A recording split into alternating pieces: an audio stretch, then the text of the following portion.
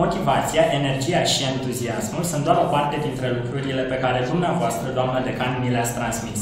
Avându-vă aproape de echipa Beastmasters, ne-am simțit mereu independenți, dar niciodată singuri.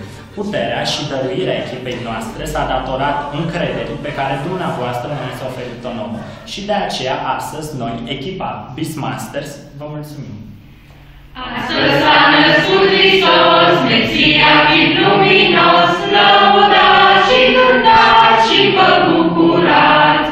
Nipite în pășețel, în scutec de bumbăcel, lăudați și cântați și vă bucurați.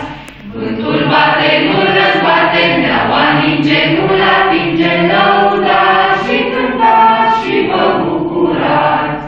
Și de-acum până în vecie, mila Domnului să fie, lăudați și cântați și vă bucurați. Lăudați și cântați și vă bucurați. We wish you a Merry Christmas, we wish you a Merry Christmas, we wish you a Merry Christmas and a Happy New Year. We wish you a Merry Christmas, we wish you a Merry Christmas, we wish you a Merry Christmas and a Happy New Year. Echipa Beastmasters vă urează un an nou fericit!